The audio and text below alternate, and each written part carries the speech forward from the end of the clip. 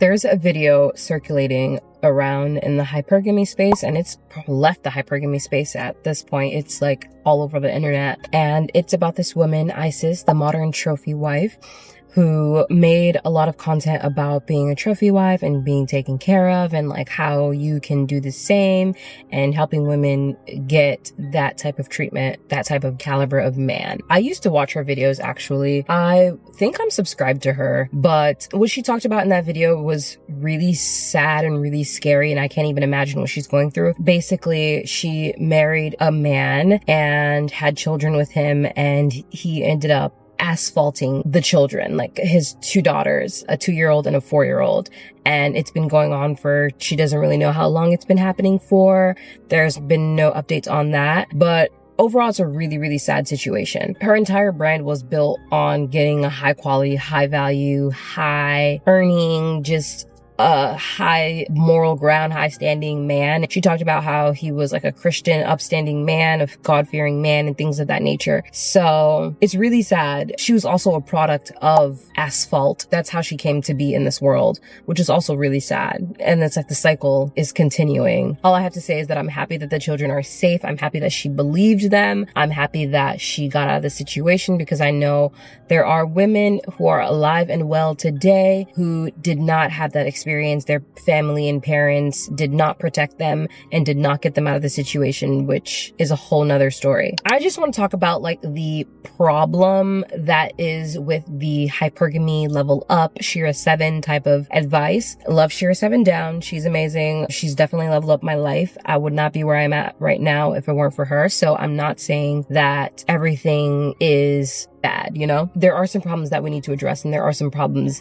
that if we do address will make the next generation better. So I watched a clip of Isis, the modern trophy wife, talking about meeting her husband. She said that she was living with her ex at the time. She went out with her husband. They stopped talking for a little while, and then she was dating another guy, and she was living with that guy, and she was like really done with that guy. So she literally like packed up and moved out of the house. And the day after she moved out, her now husband messaged her and they got to talking again. So already right there, that tells me that there was a sense of desperation, because even though she was doing well for herself, I believe she was making like $90,000 a year, which is pretty comfortable, I would say. That's a little bit above the average American. What is the average American salary? The average American makes between $32,000 and $39,000. This is from Wikipedia. Dang, I didn't know it was that low. I thought it was like 60 something. She's making almost 3 times more than the average American. So she's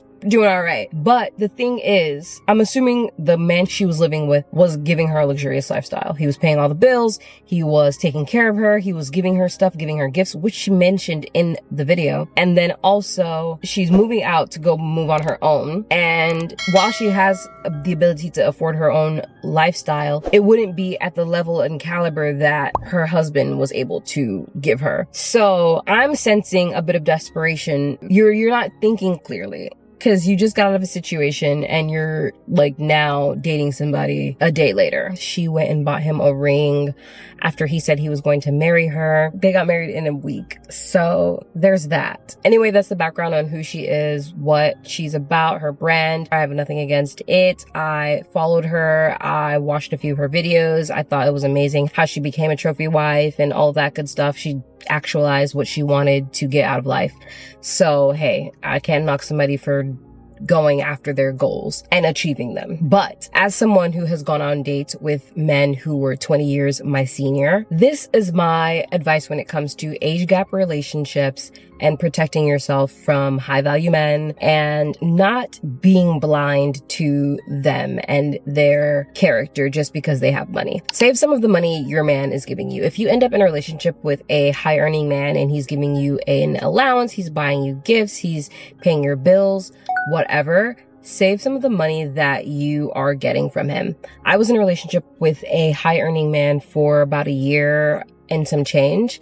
and he took care of literally everything. Like, I had an allowance and I was doing content, so I was making money from my content. When we broke up, I didn't go into desperation mode because I had a reserve. Like, I had tens of thousands of dollars in investments and in savings. I used that as like a stepping stone. Like, instead of spending all of the money that he's giving you, save some, invest some. Don't be the idiot girl who goes and buys a bunch of bags and a bunch of shoes and a bunch of depreciating objects. They're not even assets, depreciating objects. And then if and when you break up, you have nothing. Now you have to like start over from square one. And then you're going to be in desperation mode because you're so accustomed to a lifestyle. You're accustomed to getting money without having to work super hard for it, which there's nothing wrong with that. Like, I don't believe you have to work hard for money. So now you're back on the dating market, you're back on the scene, and you're going to be operating out of that desperation. Like, oh my gosh, I got to find my next provider. I got to find my next provider because I don't want to go back to work. I got to find my next provider because my work doesn't pay me as much as this and I want to keep up with this and blah, blah, blah. No, slow down. Save the money that he's giving you. Do not go worrying about dating men if you don't have a job, if you don't have money in your bank account, if you don't have income coming in, if you are riddled with debt, if you are in a precarious financial situation. There's no reason for you to be going out dating. I'm so sorry. There's no reason, because you will be put into situations where you will compromise your standards, your boundaries, and your morals because you're going to get money for it. It's not worth it in the end. And you're going to ignore your intuition because when you're in that mode, when you're in that fight or flight mode, you're fearful. First of all, let's start there. If you don't have any money coming in, if you have a bunch of debt, if you got bills piling up, all of that good stuff, and you just want a man to come save you, you're living in fear. When you're living in fear, your amygdala turns on. Your amygdala is the part of your brain that regulates fight or flight, the part of your brain that searches for the danger in situations, right? So that is turned on, and that's where you're operating from. Your nervous system is jacked. Then after that, when your amygdala is turned on, your prefrontal cortex turns off. Your prefrontal cortex is where all your decision making happens. That is the part of your brain that develops after the age of 25, which is why people under the age of 25 make horrible decisions most of the time, because their prefrontal cortex has not fully developed. So they are not great at making decisions that have long-term effects on them. When that part of your brain is turned off and you are mingling with men, you're a lot more vulnerable to make bad decisions because your prefrontal cortex, the decision-making part of your brain, is not even working properly. So that right there is already like a reason to not do it. Sorry for the hideous lighting. We're losing light and I can't talk to you in the dark. I'm sorry. Don't date when you're in desperation mode. Do not date when you're in survival mode. Do not try to date and expect a man to come save you, because that has a chance to turn on his predator mode and he will take advantage of you. Don't do it. For your greater good, don't do it. When it comes to dating high earning men and men in general, you need to have boundaries. You need to write down what you're not going to stand for, because it is extremely important, especially before you get your emotions involved, to have those written down. Because when you have your emotions involved, when you're like falling for them or whatever, it'll be hard for you to think clearly. So think clearly before you even get into the situation, and write down what your boundaries are going to be on, and never negotiate on them, because it will cost you more later. And speaking of like getting your emotions and your feelings involved, do not sleep with these men before a commitment has been established. Do not sleep with these men for money. Do not sleep with them before they decide to make you their girlfriend or their fiance or their wives, whatever. That is how you end up getting manipulated, because now your emotions and your feelings are involved, and it's a lot harder for you to get out of the situation. It's a lot harder for you to see the red flags because those rose-colored glasses are on. Remain celibate. I think celibacy is a powerful tool when it comes to dating and vetting men properly. That's what I did, and I highly, highly, highly recommend it, because there's none of these men that I dated can be like, oh yeah, I mean, at least I got some. No, you didn't. But anyway, that's not really the point. The point is to protect yourself. It is your protection, because most women don't have their fathers or brothers vetting these men for them. So it's like, you don't know the nature of men. Like, as much as you think you do, you don't know the nature of men. And keeping that boundary for as long as possible allows you to vet them and see who they are as clearly as possible, as much as you possibly can. I mean, wolves hide in sheep's clothing all the time, but you gotta do something. Like, you can't just say, I'm not even gonna try to protect myself. I'm just gonna sleep with everybody, because what difference does it make? Come on, don't be an idiot. Don't be dumb. High earning does not mean high value. Just because he's rich does not mean he's high value. I have dated plenty of rich men who I would never even go on a second date with, even though they were millionaires, multimillionaires. Have I ever gone on a date with a billionaire? I wonder. I don't think I have. But even though they were millionaires, multimillionaires, I wasn't gonna go on another date with you. You are crazy, or you are weird, or our values don't align, or you don't want what I want for the future. Just because he makes a lot of money does not mean you should stay with him. It's similar to like, just because a woman is beautiful doesn't mean you stay with her. That should be the thing that gets him in the door. Him being financially stable, him being wealthy should be the thing that just gets him in the door. It should be the first qualifier. Just like for men, it's you being attractive or you being beautiful. That's the first qualifier to even get you through the door. But if after you get through the door and he finds out that you're like weird or you're crazy or you guys don't align or whatever, he doesn't see you as his wife, as his girlfriend, whatever, he's gonna either cut you off or try to use you. So that's what you need to do. Except don't try to use them. Just cut them off. Like the using men for money thing is dead. It's played. It's sad, it's boring, it's like not even cool, because now you're just stuck in a relationship with a man that you don't even like, somebody that you're not even attracted to.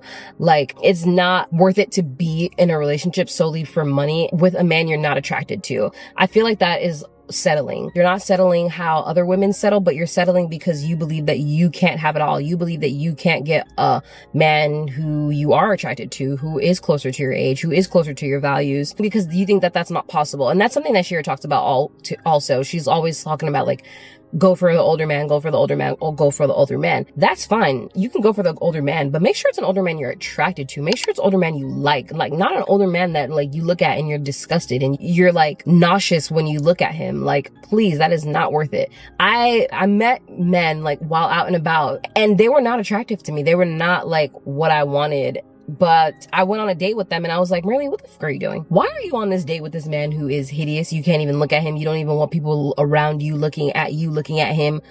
Like, what are you doing? Don't do that. And of course, don't sleep with them. Don't do that either. But just don't date men just because they have money. Don't date men and that be the only thing going for them. Because you will end up drained, you will end up unhappy, you will end up settling because it's really not what you want. Like, he just has money. Anybody can have money. Like I said, that's what gets you through the door. There's a lot of beautiful women. That's what gets you through the door, but that doesn't let you stay and camp in the house. He could be worshiping the devil for all you know. That could be where his money comes from. Use your discernment. I have met plenty of wealthy men while out and about in Miami. And while most of them were generous, were kind, were God-fearing, were great guys in general, I have met a couple of questionable ones. And my intuition always told me to stay away. One time I didn't listen to my intuition and ended up in a very compromising situation where a guy was trying to get me to sleep with him, and when I refused, he completely changed and became extremely belligerent and rude, and he essentially kicked me out. But the thing is, he didn't change. I saw who he was from the first interaction. I saw who he was by just observing him, because he was sitting 2 seats away from me at the bar, and I saw how he was talking to the bartender. I saw his body energy. I saw who he was, and I told myself, I don't like that guy. Like, I don't like him. I literally said that to myself based on his energy. But when him and his friends started talking to me, that's when his demeanor changed, his face changed, all of that. And I think that was obviously just because there was a pretty woman there to talk to, and he was going to put that mask on to attract her into his den. What do you call it? What do they call those little things? Whatever. But you know what I mean. Lure her in by putting on a mask, putting on a facade that he was a nice guy, that he was a fun guy, that he was a cool guy. But I had already seen him. I brushed it aside because he put on a cute little smile or whatever. So do not do that. Do not ignore your intuition. Luckily, I got out safely. Nothing happened. It was a very traumatic situation for me because I was like, whoa, this is weird. But I'm glad I got out safely. I got therapy for it like a few weeks later, and I'm good. But that experience taught me to never doubt or not trust your intuition, because it will always tell you what is up. And if you don't listen, it will tell you sooner than later. And I'm glad it happened really quickly. He didn't flip the switch 3 months in or 6 months in or whatever. It was like really quickly. So I was able to recover quickly and not have any skin in the game. I don't even know his name at this point. And so I'm grateful that I came out unscathed for the most part. But you have situations like Miss Trophy Wife, where I don't know what her intuition was telling her, but I know that it had to say something, because there's no way your body will allow you to date and marry a man who is a pedo without giving you some type of warning signs first. I can't fathom that. So listen to your intuition, girls. I think that's all I have to say about this. Honestly, it's really more of like a lesson learned. That's kind of the take that I took on it, especially because I graduated from Sheer University. She leveled up my life, and I dabbled in that trophy wife stuff, but I realized that it was like not the exact route I wanted to take. I wanted to have a provider, but not that type of provider. And that's okay. As long as I got my provider, I'm happy. I wish her well. I wish her children well. And for any of you guys who are consuming the hypergamy content, make sure you listen to what I have said. Follow your intuition. Don't let the money blind you. Don't just pursue and stay with a man just for money, even though his character is trash, because that will turn on you and it's just not worth it in the end. There are plenty of men with money who are good and decent and God-fearing, and you can just find one of those. Thank you so much for watching. Please subscribe if you haven't already, if you made it this far. I mean, I feel like that's the best way to close out this conversation, is to subscribe so that we can continue these conversations. Yeah, I will talk to you later.